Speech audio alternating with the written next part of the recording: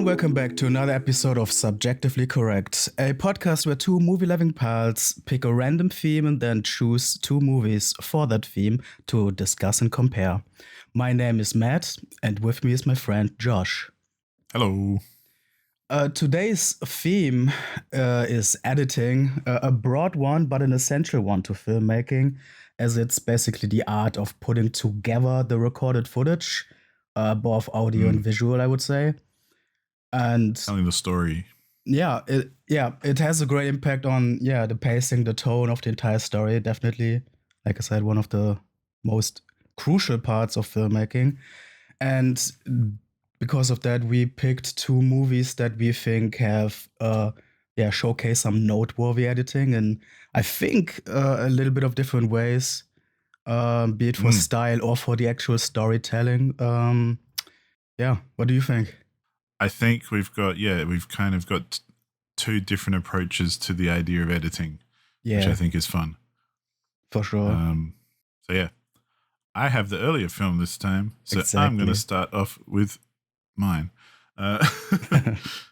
So I chose the 1999 film known as Three Kings, which is a First Gulf War movie, much to, I'm sure, Matt's distress because he's not big on war movies. Yeah. But this film, I think, even if you don't like the film, I think there's some cool editing choices and stylistic kind of bits here and there that are worth taking note of, or at least checking out, because they do some interesting stuff with the actual technical side of the filmmaking process.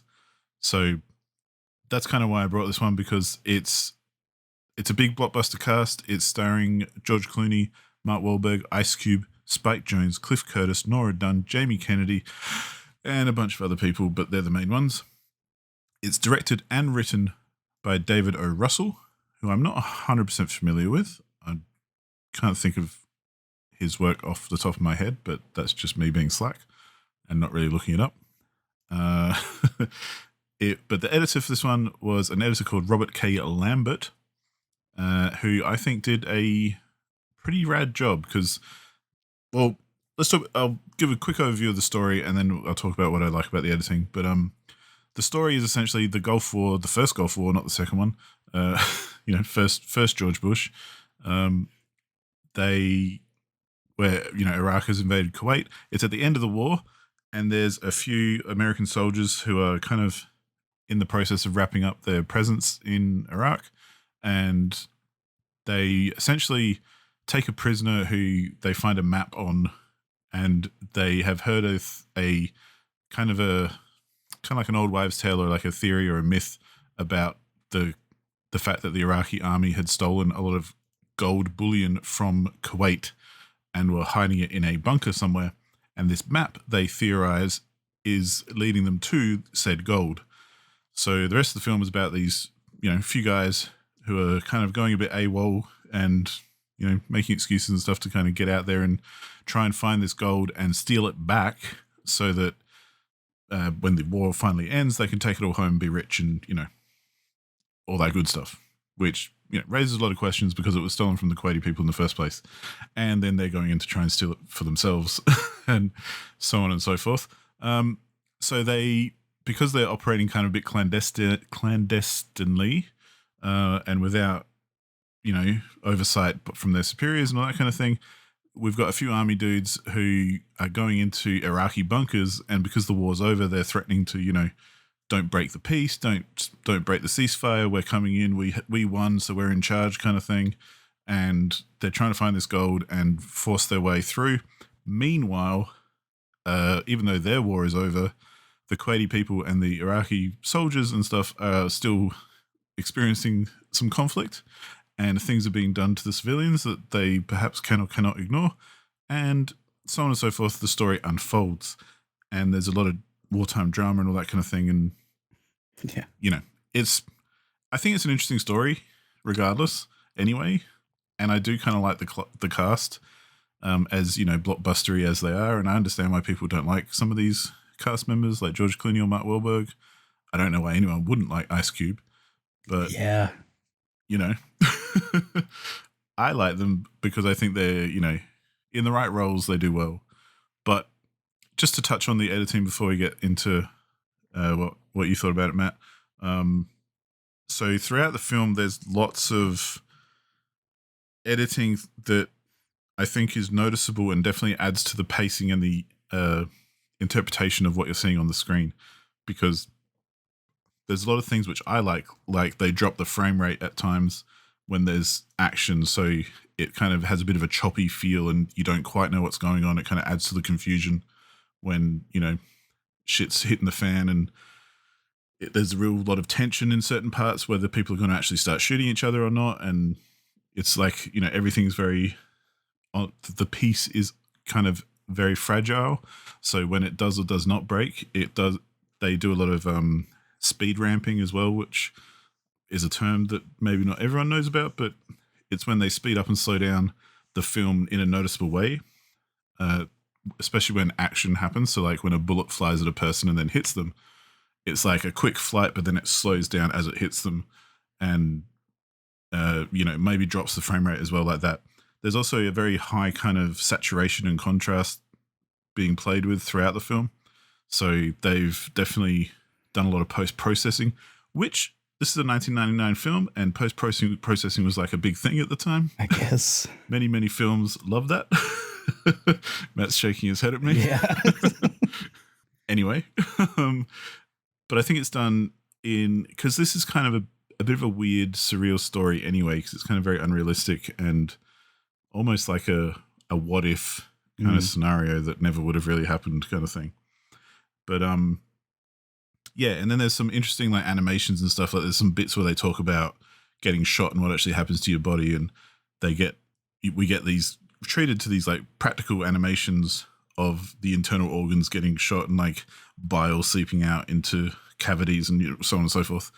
But yeah, I really enjoy some of the shots in particular, such as there's one shot where a civilian, I think, gets killed, and on film they basically land on the floor and bleed out from their head, but it's kind of sped up in a way that it looks entirely fake and almost, you know, animated in a way. And then it cuts back to the soldiers and it's kind of looking up at them, and it's sped up so that the clouds above them are like speeding over their head really quickly. And so it really fucks with that idea of time and perception, and that's kind of why I wanted to bring it to this editing episode, because I think it's an interesting and obvious kind of use of editing. It's not just, you know, a lot of the time really good editing probably is unnoticeable because it's just cutting everything together perfectly and, you know, creating a good atmosphere and a good pace. But for this particular one, I thought it'd be nice to see too, and I think, Matt, you did the same with your film, but I think it's nice to see some purposeful kind of noticeable choices and artistic choices when it comes to the actual editing and that sort of thing. So yeah, I'm going to shut up now and hand it over to you for a second and see, what did you think of Three Kings? Well, yeah, you already like alluded to it, and I've said it plenty of times before on this podcast, I believe, that I'm not big on the war genre, on war stories in any media, honestly. There's always like a few outliers, but it's not usually one that I go for. And this movie as well, I would not have like picked this out on my own if it wasn't for this podcast. Nice. Yeah, is it though? Well, honestly, that's what I like. Like, you've done that to me a lot as well. Like, there are films I wouldn't have watched unless you told me to. So that's true. I like that. Yeah, it is one of the biggest benefits of this thing, watching stuff that you probably wouldn't otherwise. Yeah. And I mean, right from the get-go, I can't say that I didn't hate it. Yeah, like you said, the editing is very much very like forward in your face. It's not like, you know, there are strong style choices made to be noticed. It's not like just some background stuff to keep it all together, whatever. Sometimes I actually felt the film felt a bit like a Quentin Tarantino film with some like eclectic choices and some style changes from one sequence to another, especially early on. I felt I like how the movie this is not just editing, this is also just the cinematography playing hand in hand. Especially early on, it like emulates like news footage whenever the uh, journalists are around and whatever. It emulates like frat house party handheld footage early on when the soldiers are like celebrating and all of that. Like it likes to change up the presentation and give it like different styles depending on the situation going on, which I liked a lot. And exactly the sequence that you mentioned with the civilian being shot, dramatically falling and being followed up by um, the the faces of the soldiers looking up at the sky with the sped up sky, the clouds floating very fast. That was also actually one of the scenes that struck me and I was gonna mention for sure. Yeah, it's this like stylistic details that definitely gave this a bit of a unique tone. And I think again, maybe this is just me, but I do believe in the war genre, there's a lot of films that just blend together because the styles are so similar. And in that sense, Yeah, I agree with that. yeah, and in that sense, I think, I actually commend them here for actively trying to make their stand out, presentation wise.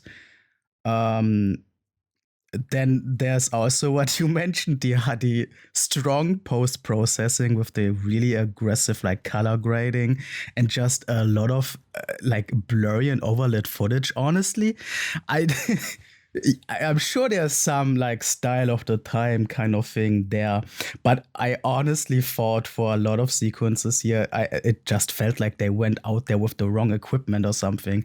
I Some scenes look awful, and I cannot tell if this was like mistakes done on location and then attempted to fix in post processing, in post production, or if there was like actually some artistic intent to that. Sometimes I can't even tell.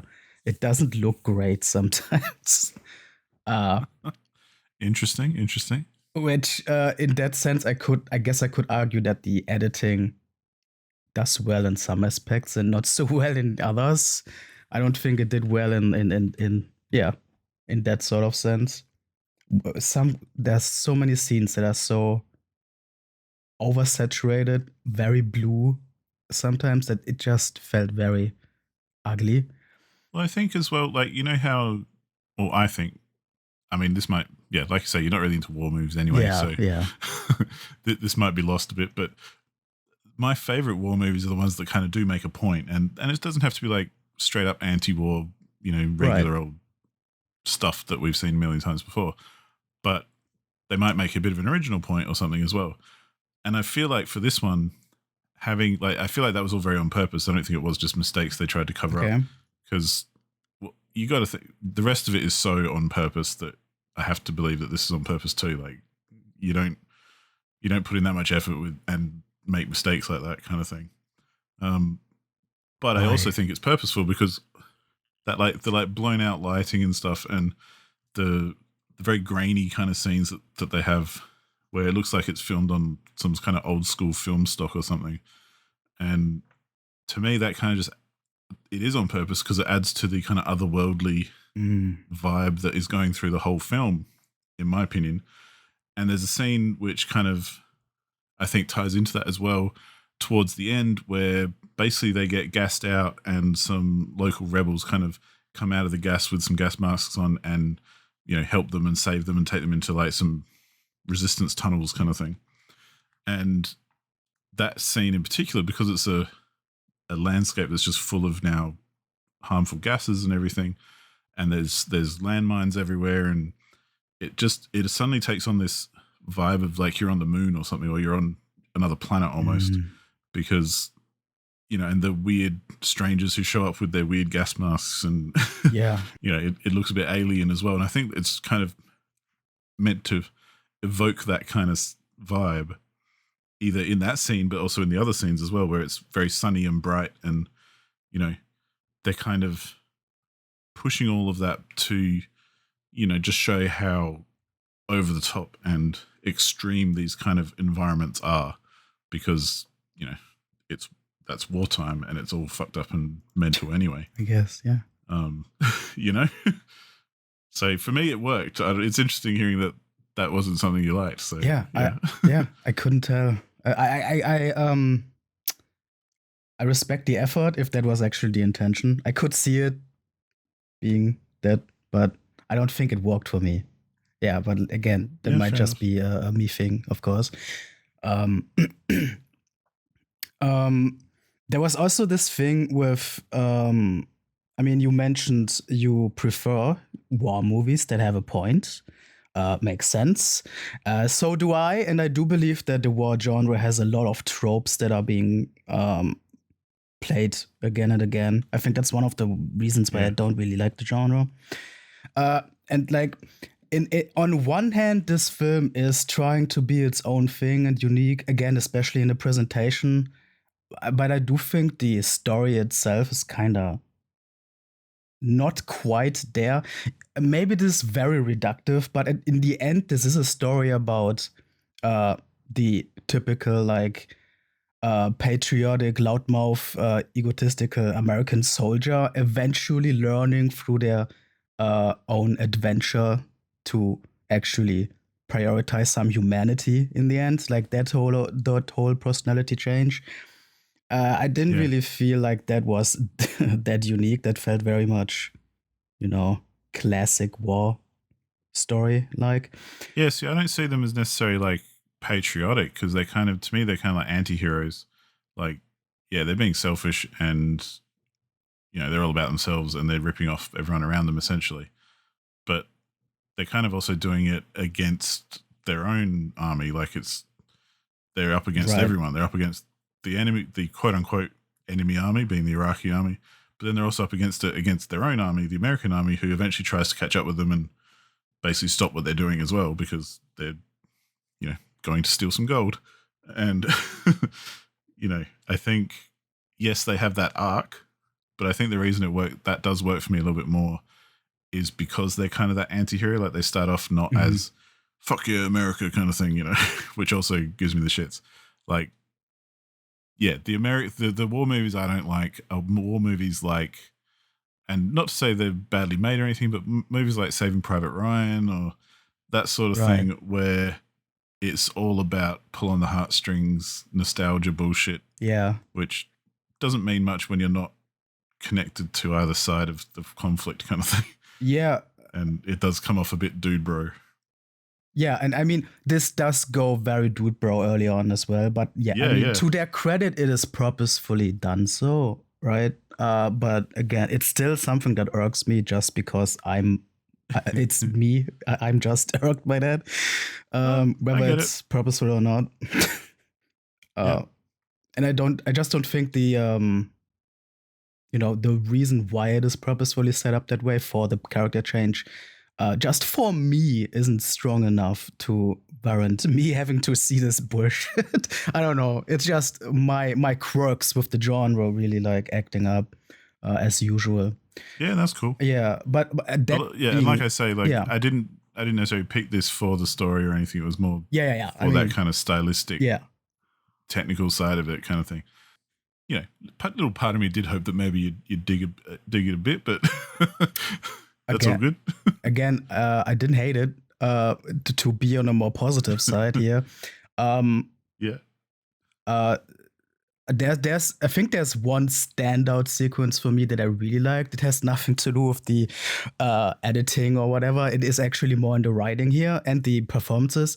There's a lengthier sequence of Mark Wahlberg's character being captured and tortured and having having a conversation with a character played by Saeed Tagmaoui.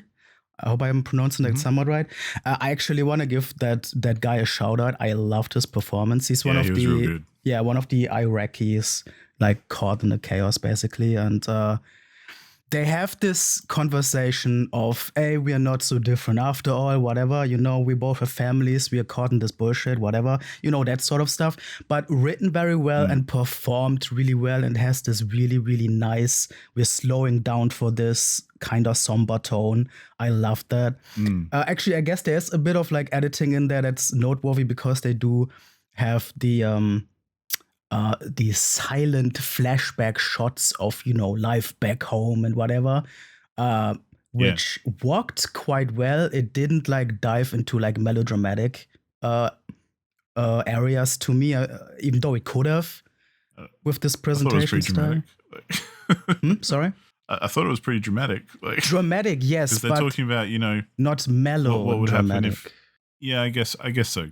Because there's like a hypothetical kind of flashback where, yeah, the Iraqi soldier's saying to Mark Wahlberg, like, what would you do if your daughter was bombed or something? And so he imagines Yeah, his daughter's room, which has a cot in it and everything, and then the whole place explodes.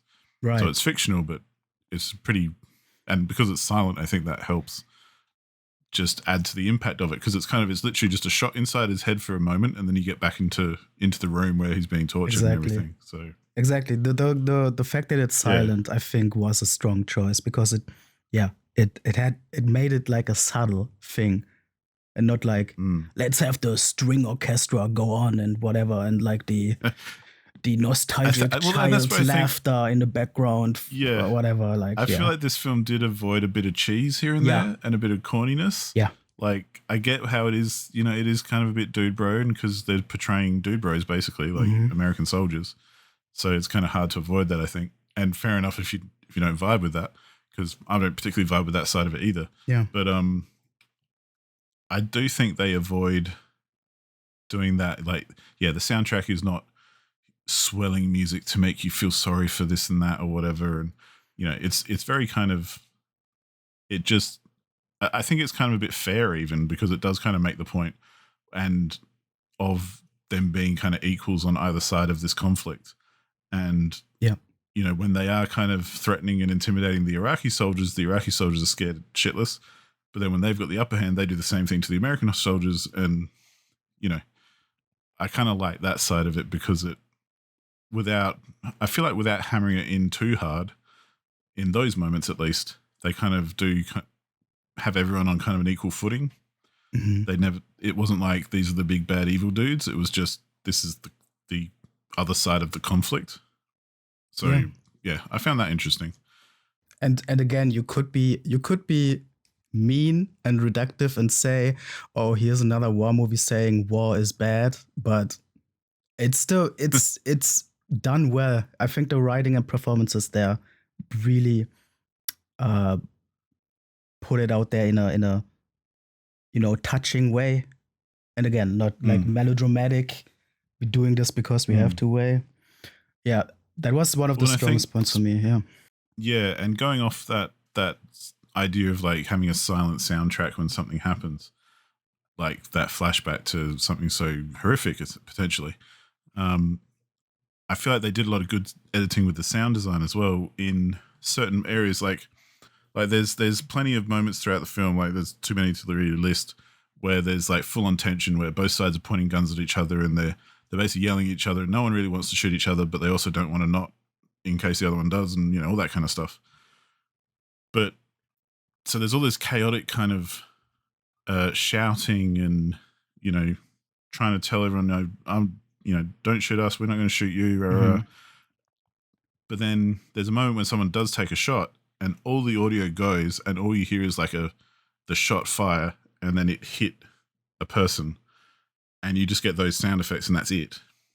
And I feel like that was a really effective way to heighten the impact of it, without having, like you say, like an orchestral soundtrack or some shit. Like, it just drops everything out and all you hear is the sound effect of a shot being fired and then it actually hitting someone and hitting their body. And I feel like that kind of stuff was, again, coupled with the visual editing of the low frame rate and adding to the confusion and making the movement, there's lots of motion blur and stuff, and it really makes it not so easy to follow, I guess, visually in certain parts. But that's kind of the vibe they're going for, because that's what they're portraying, this kind of out of control confusion that comes up every now and then. And I feel like, yeah, that sound design coupled with the visuals really, elevated this a lot for me. Yeah. Above just being, another war movie and all that. Yeah.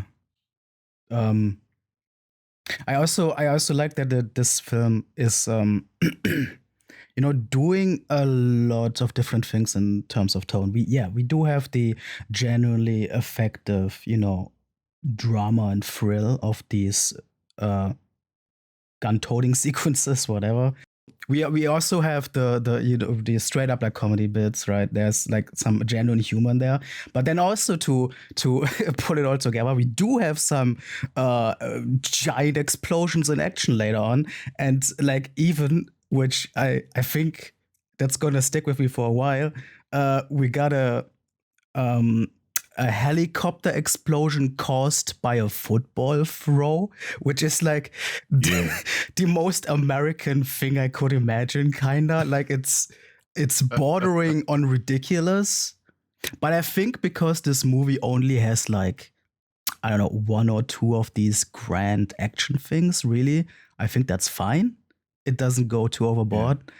And it works like as kind of like a here's the one time we're really going out there and like showing you some over the top shit while we've been more or less close to the ground for the most part. And like, it works as a highlight. It was really nice. And it wasn't like too overblown as like the most epicest thing of all time or whatever. It was wild though. They were well. And I think that feeds into the comedy, like you were saying as well. Like there are some bits which are just straight up. At least they're attempting to be straight up funny. I think whether it lands or not is up to your sense of humor or whatever. But because there's a few bits where even I'm like, okay, I can see you trying to be funny there, but it just doesn't quite work. Yeah. Speaking of that, even down to you go. Sorry, I just wanted to since we mentioned stuff that doesn't land, and I think what doesn't land at all is Jamie Kennedy's quirky supporting character. He's fucking awful. When you chose this movie at the end of the last episode, and I saw that Jamie Kennedy is in the cast list, I was kind of like curious. I've been very like not obsessed with Jamie Kennedy, but I have been spending a lot of time studying his odd career and his odd personality, and like seeing him in the cast list for like a war genre film like this, I was very curious where this would go. But his performance is so fucking garbage. He's just some goofy character, no problem with that, but his fake accent is terrible. His comedic timing, his comedic timing, I thought was awful. He was a waste in this movie, in my opinion. God damn. Yeah, right. See, I don't really know who Jamie Kennedy is, to be honest. I've seen him in things, like I recognize him, but I have no like conception of anything about him. So in this film, I was just like, oh yeah, he's obviously the dumb comic relief character. Yeah. So he's not the greatest character ever. But I think he did a fine job. Man, no, I hard disagree. Not funny at all.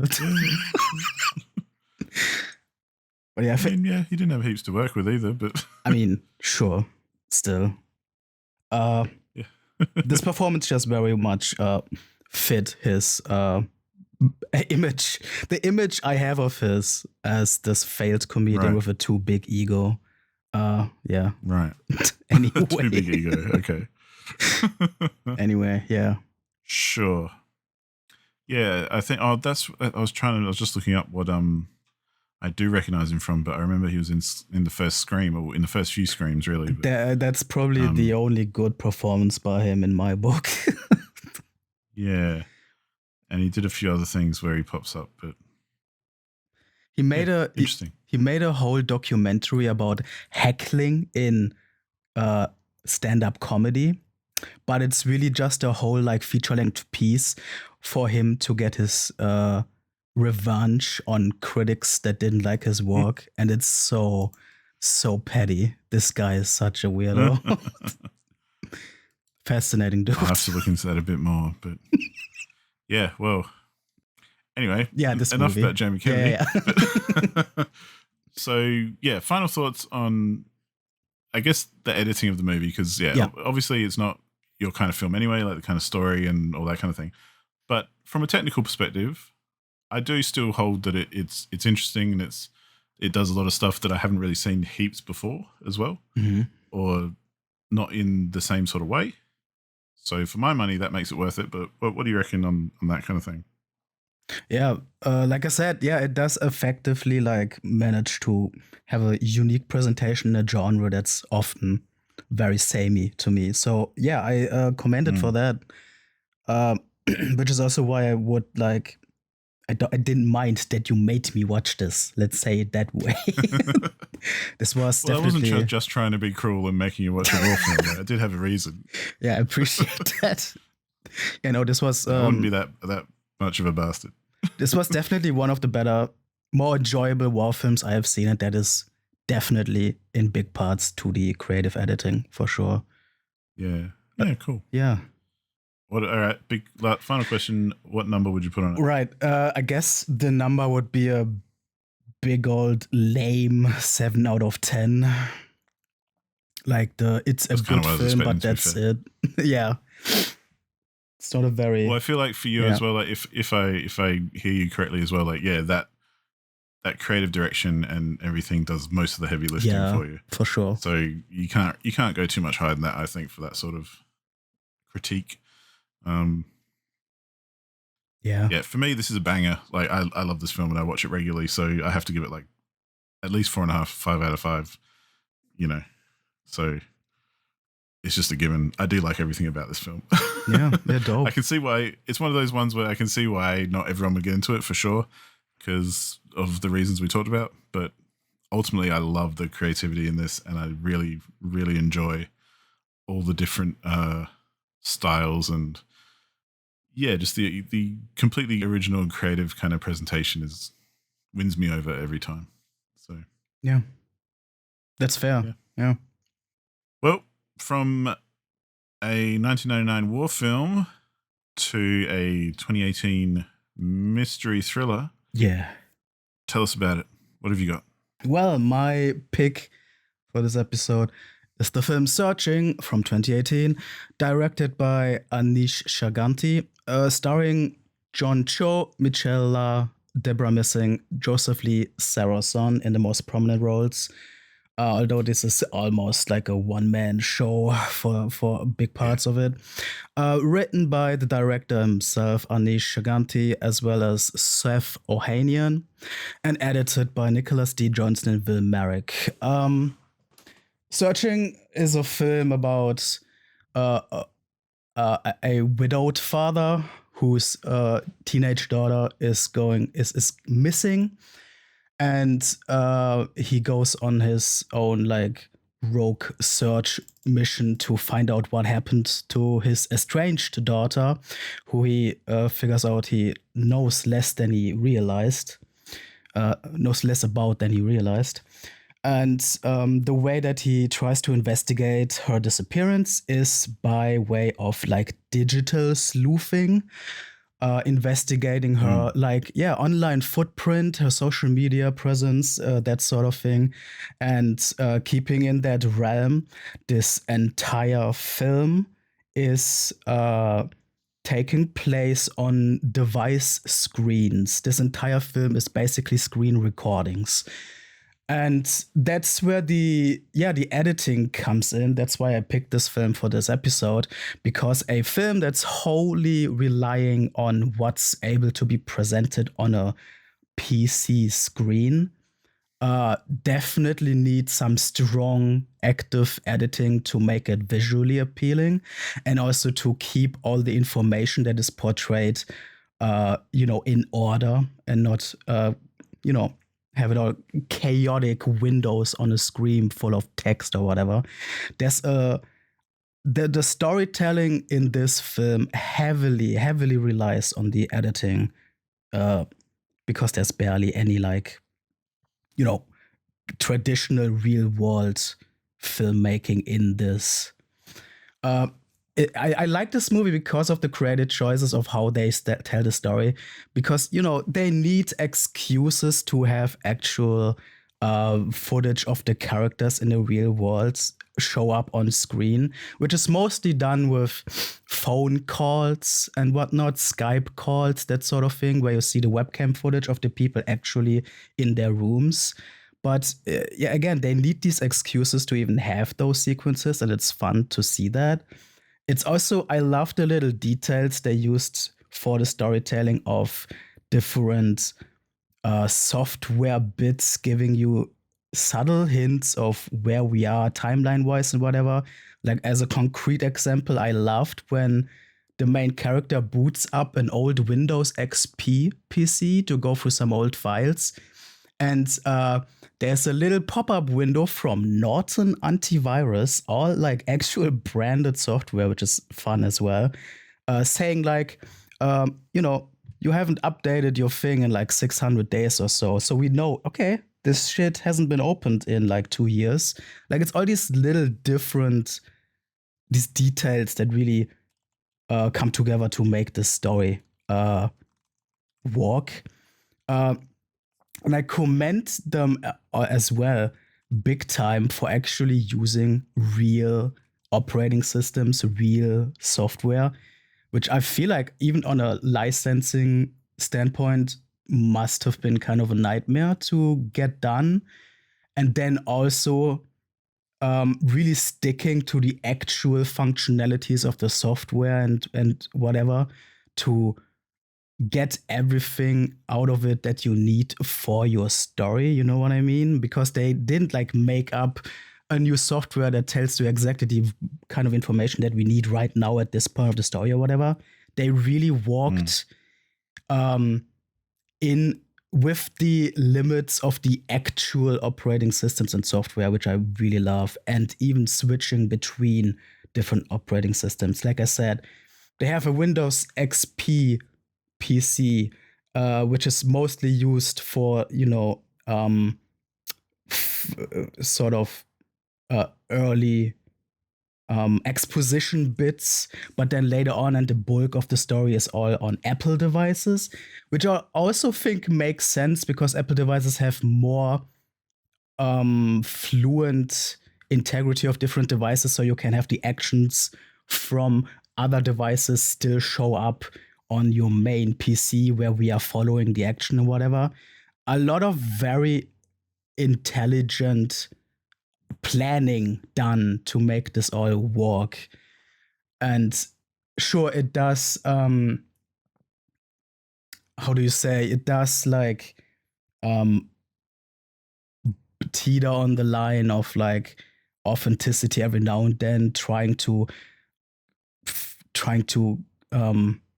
contain all the different elements that they need, especially later on when a lot of news footage is involved, because there's more because there's more action in the real world. They have to have all this news footage to somewhat put it on the screen that we're following. In those sequences, it kind of loses the unique presentation a bit, because essentially we're just like watching regular filmmaking at this point. Yeah. There are these sort of like weak spots, if you want to call it, but I think overall this just in how it's built up and functional in the presentation, it's incredibly unique and fairly waterproof. The story itself is a different thing. I think it kind of jumps the shark a bit later on in the final act, in a way that I don't even think it's needed, and it kind of loses me a bit when we like figure out what happens to the daughter.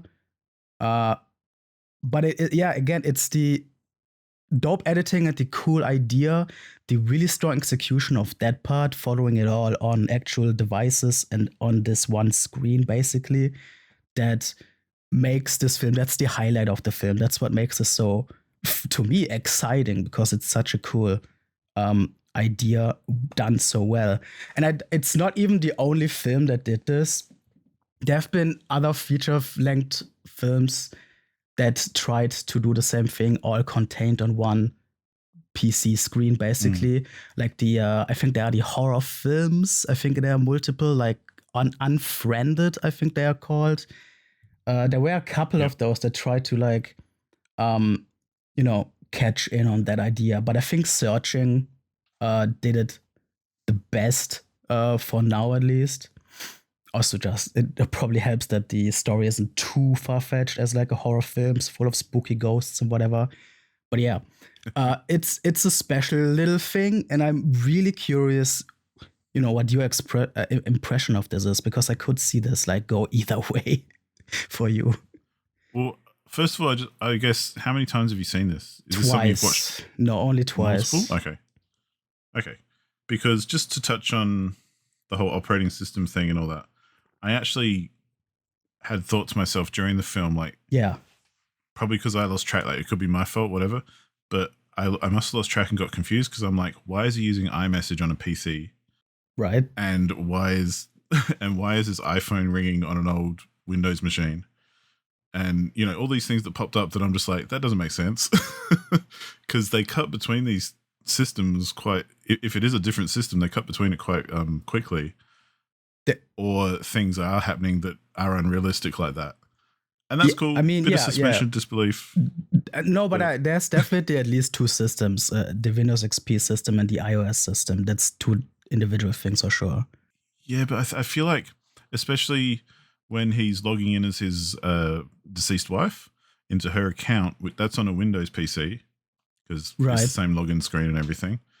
But then I feel like even then he goes to like a Mac Finder window on the Windows PC, and I'm like, that's weird. I don't know. And so, but that's something I could be misremembering. I mean, I'm sure there are inconsistencies somewhere, 100%. Yeah, and so those sorts of things always. Yeah, it's kind of like, when you know a little bit, you can kind of spot the differences and stuff. And that's. Yeah, I don't want to start off just by bagging those sorts of little mistakes, which may not even exist, to be fair. That's just my remembering of it and how it felt at the time. But maybe I was just getting confused about where I'm at, which perhaps is a problem in itself. But yeah. But yeah, I think this is where I think compared to something like Three Kings, this is such a different take on editing because for me, this editing is way more about effort as opposed to creativity. Yeah. And that's not to say it's better or worse, just it's a different kind of impressive, I guess. Like this was very impressive for the amount of effort they would have had to put in to put an hour and 40 minutes of this film together. With all the different elements, like all the different screen bits, all the different windows on the screen, all the different video. Like you say, there's not a lot of real life video, but most of the film has real life video playing during those screen grabs, I mean, comparatively to a regular film, not a lot of real life video. Yeah. But it's kind of like it's kind of always embedded on a screen, so that makes it different. But there's a lot there. Like they shot a lot of footage and edited that together to then put into these kind of screen grab perspectives, I suppose, or point of views. And for that, I definitely give them a big round of applause for, all the effort that has gone into making this film and putting all those things together. And for me, kind of like we were talking about with the previous film, like that does a lot of the heavy lifting for me. Yeah. Because the rest of the film is kind of a bit here or there. Like, I do like John Cho. I think he's an interesting actor, and I think he played his role well because he could have, again, it's kind of a bit of a mirror from our last conversation, but he could have gone a bit into melodrama here and there but I don't think he did. I think it's really hard to play the whole I'm a stressed human being during a tragic moment in my life, even though a lot of people do play it pretty easily, I'm sure, but they stick to that cliche of just, a bit of melodrama and a bit of panic and, that's kind of why I don't like disaster movies because it's the same performance from every actor. Right, yeah. And, whereas I feel like, John Cho did a good job in this one. I mean, I like him anyway, but I think he did a good job of being pretty authentic and pretty genuine in his portrayal of his character and, the stresses that he's facing and the, as revelations are made and stuff, his reactions and all that kind of thing. Because ultimately, like you say, he is the one carrying the film. Like it's almost a one man film, even though there's lots of other people involved. And so yeah, definitely credit to him for doing a good performance there as well. While I think about it, you mentioned the news footage that comes in because most of the film is we're looking at a screen Yeah. and it's not as static as that. Like it does kind of zoom into bits and close up on important text or look at zooms into a photo where you need to look at it closer and that kind of thing, which is cool because that's more of we're getting the character's perspective then, like what he's focusing on and what he's looking at, not just a static kind of 1920 by 1080 screen or something. Yeah. So that's good. They put in the effort there. But then, there are points where they have to kind of, I guess, do a bit of a story dump. So they cross to these, obviously fictional news footage moments, which really kind of tanked it for me in those moments because the rest of the film, there's so much effort in to make it look and feel authentic and realistic and, exactly, this is exactly how it would be or whatever. And like you say, using the right programs and using the right kind of interfaces and the limitations of those as well. Like, there are certain things he tries to do and stuff where he's kind of limited because, you actually can't do that with that program or whatever. And, or that website or, whatever it may be. And then you go to these not so hot news readings and the performances and the writing are a little bit questionable, but, they were definitely the weakest part in the whole film. Yeah. For me, because they just seemed completely fake and badly put together, and I say that in the nicest way. It's basically compared to the rest of the film. Yeah, I'm with you 100%. Yeah. It's like believable all the way along and then suddenly, what? This is completely false. Yeah. Horrible, bad movie making. And then it goes back to being good again. Yeah. Thank God. So, well, exactly. And that's what I mean. Overall, I did enjoy it. I do have to say the big twist I kind of had a hankering of before. Okay. Yeah. Mostly because, and I think it might be a little bit on purpose as well. So for anyone listening, there's our main guy, John Cho. He talks a lot with a police investigator who's played by Deborah Messing. So he's talking to her online a lot and talking about the case of trying to find his missing daughter and all this kind of stuff. And there's one time where she's got a history as well, which we kind of look at in the film of, being this kind of super cop helping families find lost loved ones and all this kind of stuff. But there's one scene in particular where they're having a conversation and she's like, or she or John Cho or whatever, they're yelling at each other, they're having a bit of a heated argument.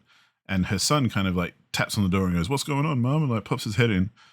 And that scene, I'm just like, oh, I know what the twist is. Okay. So, sure. I feel bad outright saying what it is. So whatever. Hopefully you've watched the film before you listen to this. Yeah. But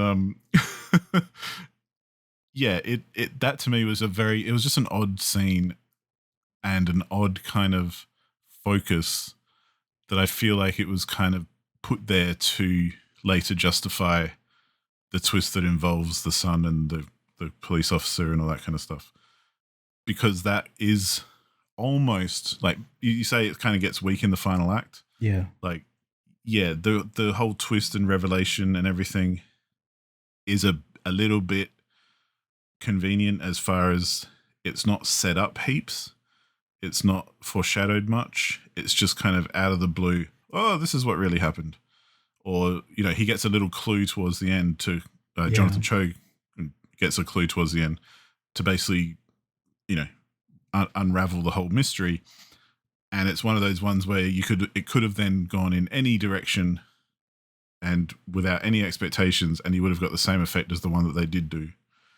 It wasn't like, oh, now I've put all the pieces together, even though they try to do a little bit of that. But it's mostly a bit arbitrary, essentially. Yeah. I feel that, yeah. And then they spend the final moments explaining it all, which is, fun, but whatever. And it doesn't ruin it completely, but it definitely kind of drops off a bit towards the end. With that, which is more like a writing choice, I guess. Yeah. So, overall, I did enjoy the film. It wasn't great. It wasn't, something I'll be thinking about much in the future, I think. However, to come back to the editing, like I say, this is definitely about more functional editing than creative, I guess. Yeah. So it was interesting to see the difference too, because it's like they've put in so much effort to make it seem natural, And I feel like sometimes to make things seem just really authentic and minimalist in that sense, it does take a lot of effort because it's easy to fuck up. And as soon as you do, like with the newscasts and that, you just, you lose all connection with it and you just stop believing that any of it's real. Yeah. Yeah. I liked it for those reasons.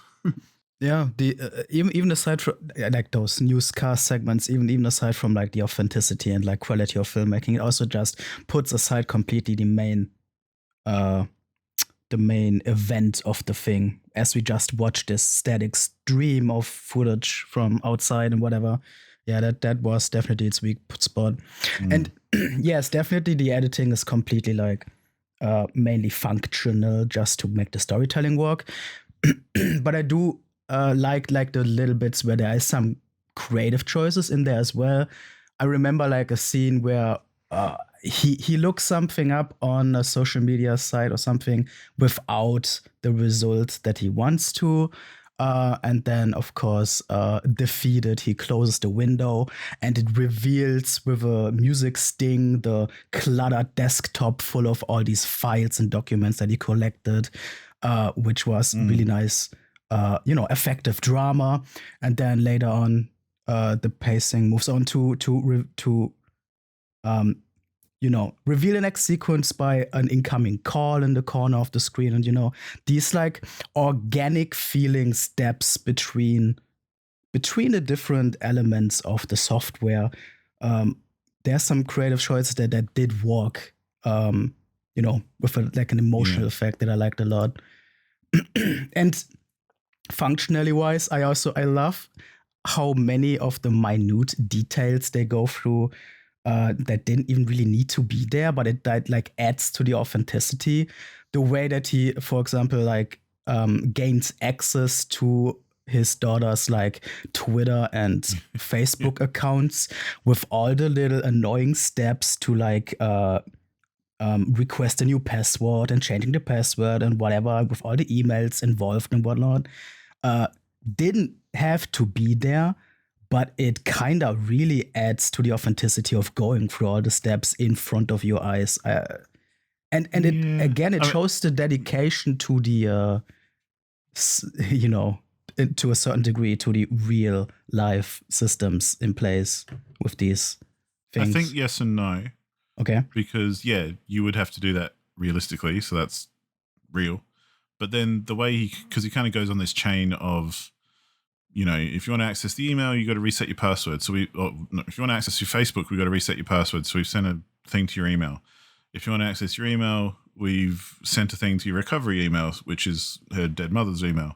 Yeah. So if you want to access that, you got to go to that email. And he kind of like follows the chain to then work his way back to eventually get into her accounts and that sort of thing. But the only reason he could do that was because he happened to have a good guess at what his wife's email password would be, which is their daughter's name. Yeah. And it's like, that's true. Okay. That's true. Like it's functional because it helps the story move and we don't need to get caught up on that little detail. And I like that, they kind of nod it. This is the authentic way you'd have to go about it. Yeah. But it is also then reliant on the fact that he could guess a password somewhere in the chain. That's a bit fucking unrealistic, really. I love that we actually see the password as well, because it is such a dumb, obvious password, and you can only like roll your eyes at it. But they had the balls to like show it. But that's where I feel like it got a bit corny because they're trying to show that, isn't it sweet? Like her dead mother had her as a password, isn't that nice? Blah blah blah. And he has to kind of deal with her death a bit more by going into her accounts and True. I also like.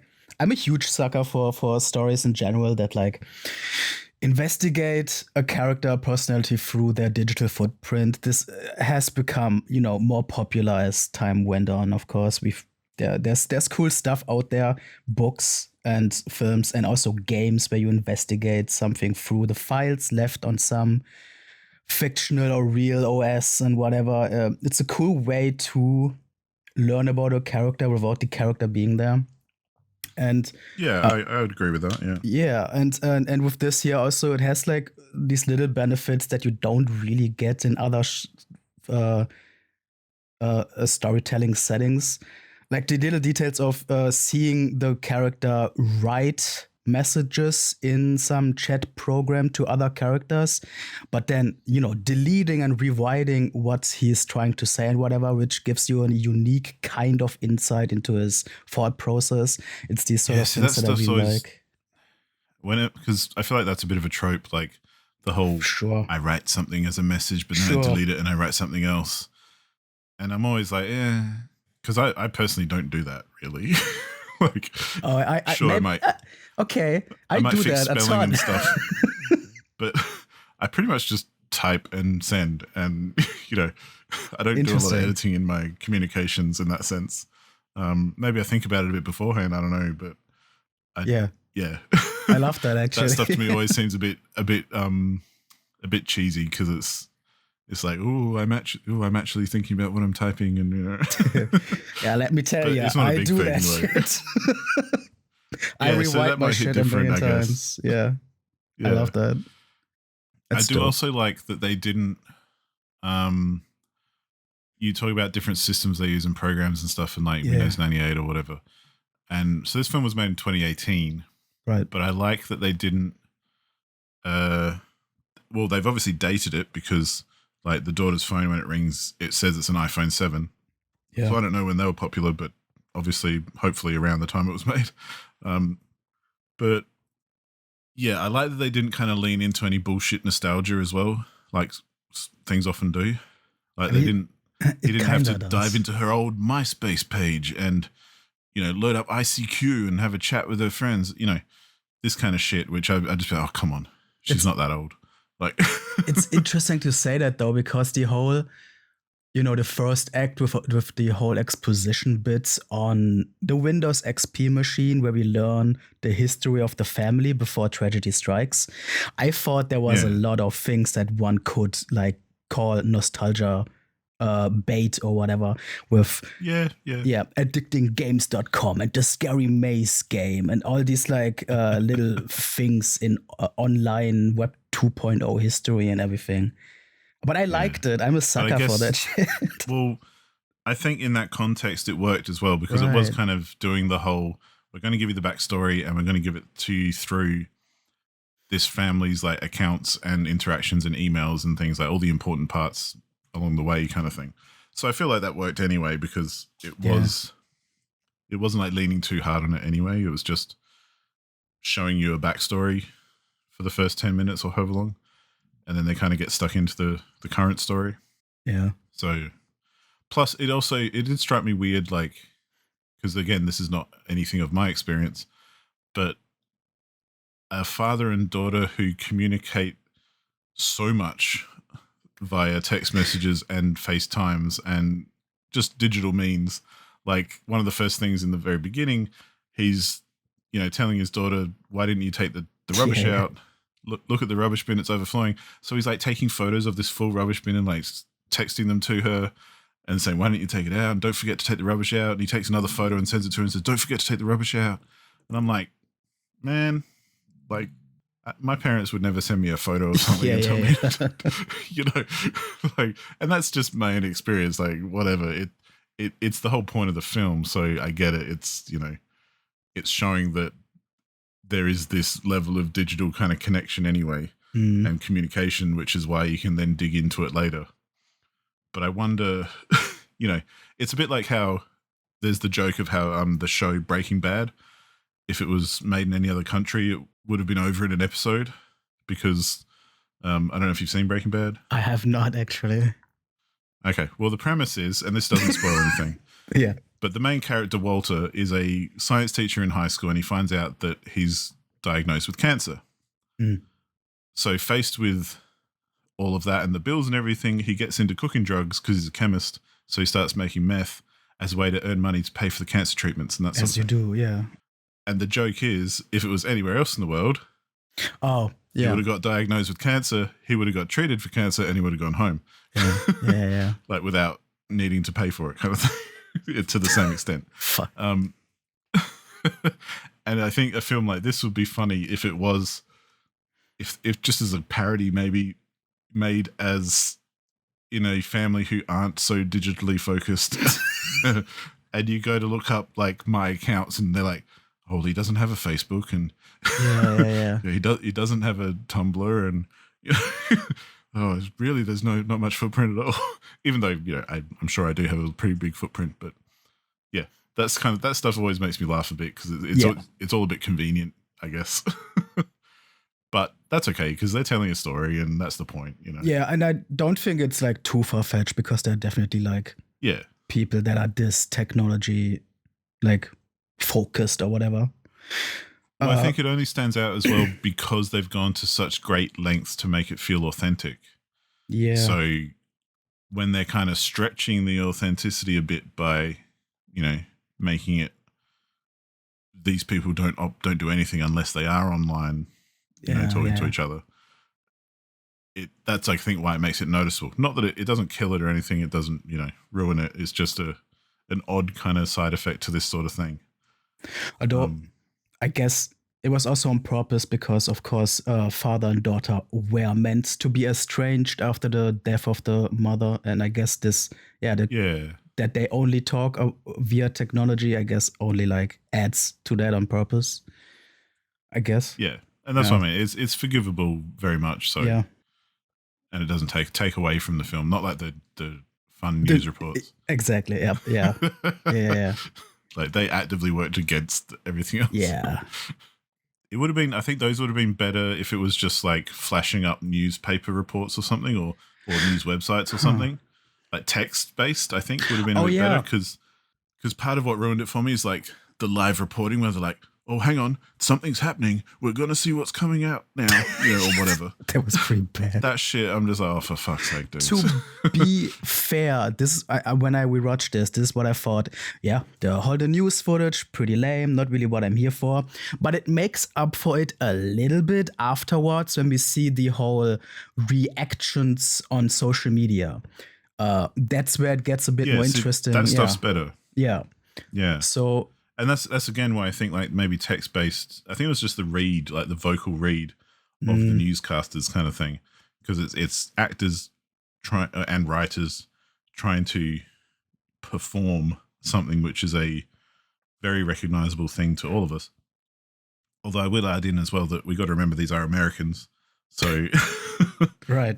They probably do a news read a little bit different to other people around the world.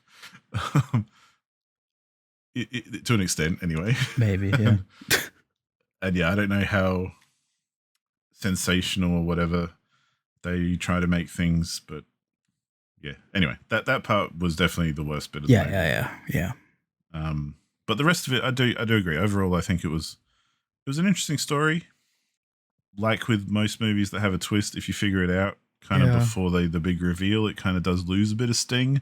Although I did still, get this the twist element, but again, like you say, like the resolution in the end wasn't the most satisfying kind of story outcome. I think, not that I necessarily wanted anything else specifically. It just felt a bit like, oh shit, we need to resolve this. Let's throw it together a little, and yeah. But that's cool. Again, can forgive it for that as well. And like I say, the editing in this definitely does all the heavy lifting. For sure. Because that is the impressive part. And it's the kind of film actually I'd like to watch again sometime down the track after I've forgotten it a little. And just to kind of pay more attention, I guess, to the external stuff, like all the things on the fringe of what we're focusing on. Because I'm sure there's a few little details here and there that I missed that were probably a bit interesting. Probably, yeah. So, yeah. I mean, Yeah, there's it so was many good though. I think it was messages a good on screen that you example. could Yeah, probably like freeze frame a lot of these scenes and like get more information that you would miss in a regular pacing for sure. Like, yeah, yeah, yeah, yeah. but yeah, That was good. I'm really glad you enjoyed this one. As a cold Mm. number, where would you put this? I'm gonna basically copy you though, Yeah, because it is about 3.5 for me. yeah, that's 7 out of 10. fair enough. Then, Solid sevens all the way. But because I do, that's what I mean. You can't, I think, look past the amount of effort and time that they put into yeah, editing this and capturing, screen stuff and even creating software and stuff to run the way that it does, making fake websites, that kind of thing, even if they are yeah, imitating the real thing, all that kind of stuff. You got to give them props for that because it's very impressive. And because of all the effort that they do put in, it feels even more authentic and it works because of that. So very skilled people there in the art department, in the editing, all that kind of stuff. Yeah. Big kudos for that. The hell, rest of the yeah, film is a bit hit and miss though. Like yeah, the story's good in parts, the ending's kind of crap. Most of the actors are good, some of them are a bit shit. The yeah, writing is pretty okay, but then it really jumps the shark here and there, or it really tanks in other areas. So, it's a bit of a mixed bag for the rest of it. But that's okay because it's still enjoyable and you can still go along for the ride, I think, because it's a bit of an experimental kind of thing in that sense. Like it feels like we had this idea and we're going to try it and this is our best attempt. yeah. And, it's a pretty good attempt. And If not, could be better. that's oftentimes my favorite kind of filmmaking. Well, and I definitely agree with that. Before I get your score on it, I just want to quickly jump in and we mentioned this. I mentioned this to Matt before we started recording. Oh yeah, And I said it reminded me of an early YouTube channel called Lonely Girl 15, which if anyone knows about, then yeah, cool, good on you, high fives. But that channel happened to exist or was running and had been started. I remember it happening because it was kind of a big deal at the time, and it was essentially no one knew that it was fake until things got really weird, and it was like this has to be fake. But it was basically a girl blogging on YouTube about her life and all this kind of stuff. So it felt really genuine and authentic to begin with. And but then she started talking about these weird things like her parents are weird Christian fanaticals or something, and they're trying to get her to join a cult and blah blah blah.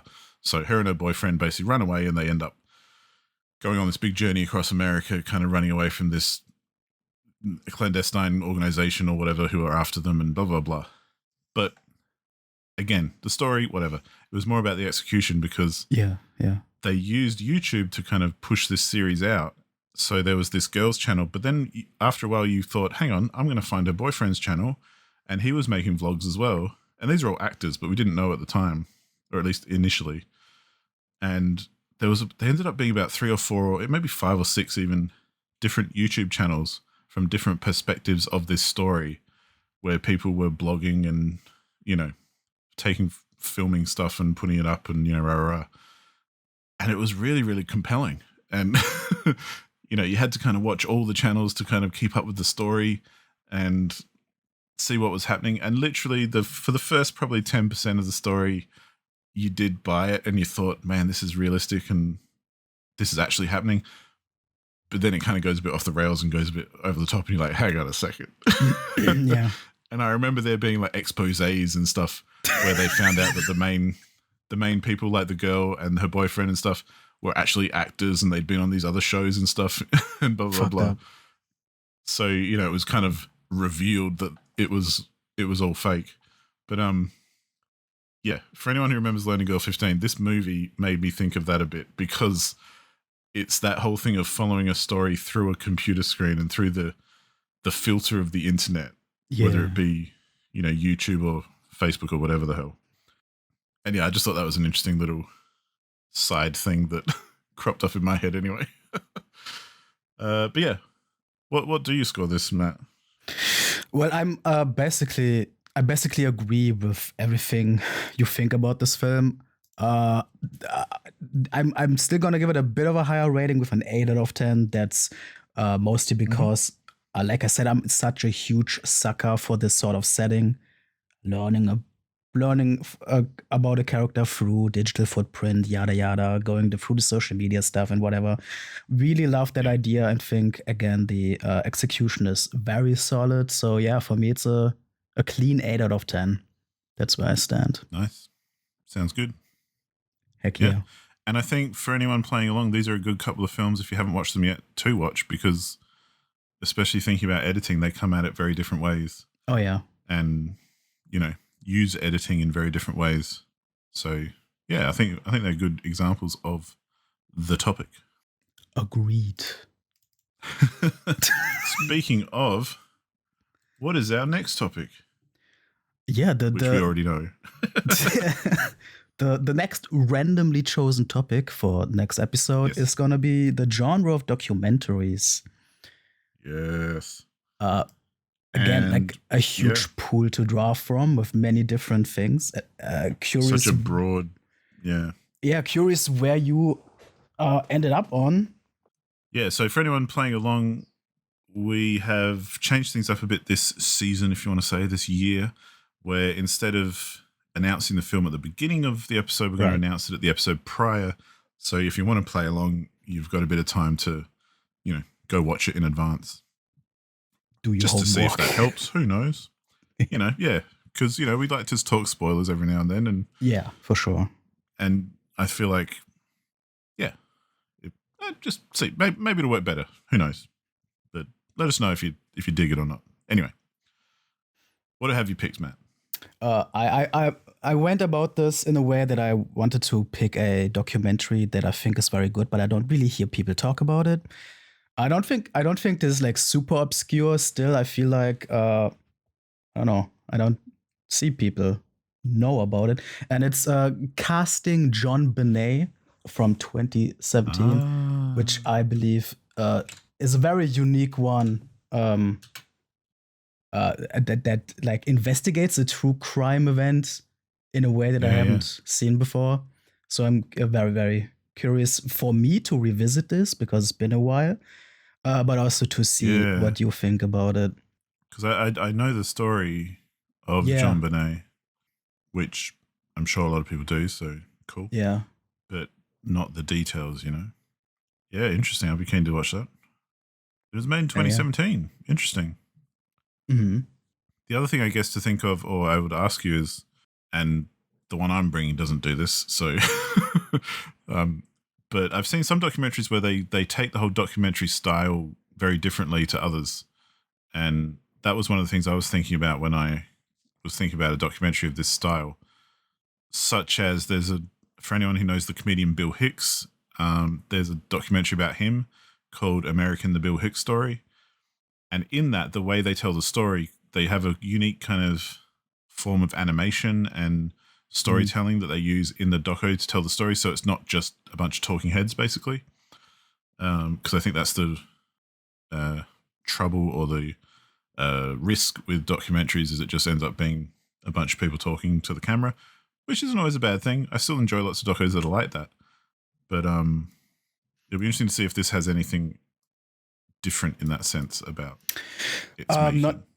Not necessarily in the presentation, but the structure for sure. Because it is about a true crime event, but it doesn't like go through, I don't know, documents and news clippings or whatever, but it investigates or explores the event through reenacting it through actors. Not gonna explain it too much, but it's unique. No, that's cool. Awesome. I look forward to seeing it. Yeah. So what do you got? I had a couple of options here that I was thinking about because one thing I like in a documentary is when the making of the documentary itself kind of becomes a bit of a story, if you know what I mean. And there's a great Banksy documentary called Exit Through the Gift Shop, which I notice you have on your watch list. I highly recommend you watch it because it's hilarious. But I did not pick that one. Okay. Because as much as that's a good one, and I do recommend people go watch it, instead I've chosen the 2023 documentary called Chasing Amy, which is God. It relates to another film called Chasing Amy, which is a Kevin Smith film from the 90s, which has its own set of interesting bits and pieces and controversies and things. But Yeah. this particular documentary is about a new young filmmaker making a film about the film Chasing Amy because of what it means to them and their identity and all that kind of thing. And I think it's fantastic and very interesting and very cool. And not necessarily like when you're making a film about something else, you run the risk of just overly praising something, but there are some really unflattering parts about this film that I think are really good. So definitely worth a watch. I think I've heard about this, but I don't even think I've seen Chasing Amy. I've heard the criticisms over the years. Okay. Well, but that's unfortunately that's probably a bit of a requirement. So yeah, I figured. I'm going to give you a hard task here and say go watch Chasing Amy and then watch this doco because you kind of need to. And for anyone listening to, if you haven't watched the film Chasing Amy, I suggest you do before watching this documentary, because as much as I think you'd be able to follow along, I don't think it would mean as much or have as much relevance if you haven't seen the film, because it is very much a lot about this particular film and when it was made and what it meant at the time and all that kind of thing. So definitely recommend watching the actual film Chasing Amy first. It's a good film, so hey, you're in for a good time. But I've heard divisive opinions. Well, we can talk about that when we talk about this because I know. I'm very well aware of what this film is like because it's one of my favorites actually, and I really like Kevin Smith's work. But that's what I've chosen. So a bit of a double whammy there, giving you 2 films to watch, but I think you can handle it. To be fair, Chasing Amy is apparently something I've heard of before. So it's on my watch list. I noticed. I don't remember how it got there, but apparently past me thought it was an interesting thing. So I'm good with watching it. And I think it's fair. I'm gonna attempt to watch the original as well for the context. And I actually think you would find this interesting. Like I'm not not trying to fuck with you here or anything. I do actually think you'd dig this because just from what I know about you. For the same reasons I do, really. I've got a little bit of like 90s nostalgia, I'm sure, but this doesn't play into that. It's not that kind of film. So it's not like, oh, I remember when.